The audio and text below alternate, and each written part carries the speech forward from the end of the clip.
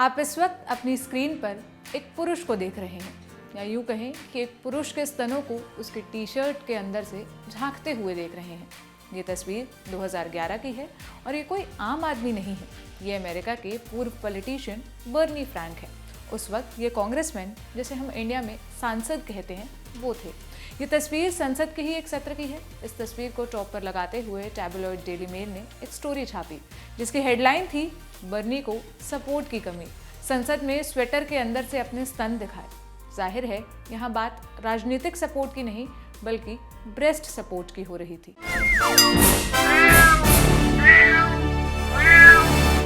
हाय, मेरा नाम है सोनल और आप देख रहे हैं ऑर्डिनरी का खास शो म्याऊ। आप सोच रहे होंगे कि क्या आज चर्चा वार्डरोब मैलफंक्शन पर होने वाली है? नहीं, आज चर्चा होने वाली है पुरुषों के स्तनों पर, जिसे शहरी भाषा में मेल बूब्स और शॉर्ट में मूब्स कहा जाता है। वो कहते हैं ना, अंग्रेजी में गाली भी दो पता नहीं चलता। वैसे ही मूब्स शब्द सुनने में पता ही नहीं पड़ता कि जिन पुरुषों को ये कंडीशन होती है उन्हें क्या कुछ सुनना पड़ता है, क्या कुछ सहना पड़ता है। आप सोच रहे होंगे ये भी कोई कंडीशन हुई, शरीर से चर्बी हटाओ, सीना सपाट हो जाएगा, मसल वगैरह बनाओ, सब ठीक हो जाएगा। लेकिन ऐसा नहीं है। ये एक मेडिकल कंडीशन है जिसे गायनेकोमेस्टिया कहते हैं। क्या ये कंडीशन एक बीमारी है? नहीं। क्या ऐसा होना आपके शरीर के लिए नुकसान लेकर आता है? नहीं, कम से कम मेडिकली तो नहीं।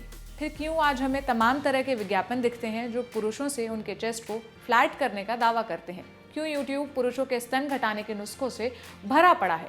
बात करेंगे इस पर, लेकिन पहले मैं आपको ले चलूंगी एक ऐसे पुरुष की दुनिया में जिसने इस कंडीशन का सामना किया है। वो एक लड़का मुझे टिट्स, जो कि स्तन के लिए एक अंग्रेजी अपशब्द है, पुकारता था। पूछता था ब्रा क्यों नहीं पहनते, पूछता था लड़का हो या लड़की, और जब कभी उसका जी करता तो तेजी से आता और मेरा स्तन निचोड़ देता। उसके दोस्त हंसते। स्कूल के गलियारों में मेरा एक ही नाम था, टिट्स। ये कहानी है मैट कॉर्नेल नाम के एक अमेरिकी व्यक्ति की, जो उन्होंने गार्डियन के लिए एक ब्लॉग की शक्ल में खुद लिखी। मैट लिखते हैं कि किस तरह स्कूल की उम्र से ही उन्हें चेस्ट की वजह से बच्चों में इतना चढ़ाया गया कि उन्होंने पूरी तरह लूज टी शर्ट पहनना शुरू कर दिया। जो टी शर्ट जरा भी छाती से चिपक जाए वो उसे खींचकर दूर करते रहते। वे लिखते हैं, मेरा वजन वैसे भी ज़्यादा था, मगर छाती दिखने या हिलने के डर से मैंने अपना मूवमेंट और भी बंद कर दिया। पूल वगैरह तो मैं उतरता ही नहीं था। मैं लोगों को दिखाता था कि मुझे स्पोर्ट्स में रुचि नहीं है, मगर असल में मैं सिर्फ डरता था, शर्मिंदा महसूस करता था। मैट लिखते हैं कि लोगों ने उन्हें वजन घटाने को कहा, मगर वजन घटाने के बाद उनके तथाकथित स्तन और दिखने लगे। अंततः उन्हें सर्जरी का सहारा लिया, मगर सर्जरी से उनके स्तन और भद्दे दिखने लगे। वो बताते हैं कि जब उन्होंने वयस्क होने के बाद पहली बार सेक्स किया तो टी शर्ट तक नहीं उतारी, क्योंकि उसके अंदर उन्होंने स्पोर्ट्स ब्रा पहनी हुई थी और उस ब्रा के अंदर सर्जरी के बाद की गई पट्टी छुपी हुई थी। इस तरह की बुलिंग की कहानी हजारों लाखों पुरुषों के पास होंगी। वो सभी सर्जरी नहीं करवाते, लेकिन मानसिक तौर पर वो सब झेलते हैं जो मैट ने झेला। हमने कल ही दांतों को लेकर बात की थी और ये समझा था कि जब किशोर अवस्था में किसी लड़के या किसी लड़की को कुरूप या एबनॉर्मल महसूस करवा दिया जाता है तो आगे आने वाले कई साल उनके लिए कितने डिप्रेसिंग हो जाते हैं। सोचिए, अगर आप अपने शरीर से ही खुश न हो तो आपको जीना कितना बेमानी लगने लगेगा। ऐसा ही होता है उन किशोरों के साथ जिनके दिमाग में बॉडी इमेज को लेकर इश्यूज ठूंस दिए जाते हैं। ऐसे ही व्यक्ति हैं रवि। ये रवि बदला हुआ नाम है। उनकी पहचान छुपाने के लिए हमने उनकी आवाज़ भी बदल दी। सुनिए उनकी कहानी। मेरी एक बार तबीयत ख़राब हुई तो स्टेरॉइड लेने पड़े। उसके साइड इफ़ेक्ट के तौर पर मुझे वो हुआ जिन्हें मैन बूब्स कहते हैं। वो मेरी ज़िंदगी का सबसे बुरा दौर था। लोग मुझे बुली करते थे। स्कूल जाना शुरू किया तो क्लासमेट्स मेरे ब्रेस्ट दबाते थे। पहले मैंने इसे मजाक की तरह लिया, फिर मुझे लगा कि ये मुझे हार्म कर रहा है। बात बढ़ती ही गई। औरतों को भी स्तनों के नीचे पसीना होता है, मुझे भी होता था। लड़के कहते थे कि इसके स्तनों में दूध उतर आया है। मुझे अपने वजन से इतनी दिक्कत नहीं हुई जितनी इसे एक चीज़ से हुई। मैं इससे मुक्त होना चाहता था मगर नहीं हो पाया। स्कूल के बाद कॉलेज के बाद नौकरी, आज भी दफ्तर में लोग मेरा मजाक उड़ाने से नहीं चूकते। सिर्फ इस एक चीज़ की वजह से मैं बहुत मौक़ों पर टूटा हूँ। मैं लंबे समय तक डिप्रेशन में रहा हूँ और उसकी सबसे बड़ी वजह यही है। इसने मेरे कॉन्फिडेंस को तोड़ा है। मुझे बार बार महसूस करवाया है कि मैं पूरा मनुष्य होने से चूक गया हूँ, कि मैं एक इंसान के तौर पर दूसरों से कमतर हूँ। मैंने वेट कम करने के प्रोसेस में एक डाइटिशियन से समझा कि मेरे अंदर फीमेल हार्मोन अधिक हो गया है। जहाँ तक मेरी समझ कहती है, हार्मोन किसी में भी ऊपर नीचे हो सकते हैं। आपने सुना होगा कि लड़कियों में भी मेल हार्मोन अक्सर बढ़ जाते हैं। कई बार इस वजह से महिला एथलीट्स को कई खेलों से बाहर किया जाता है।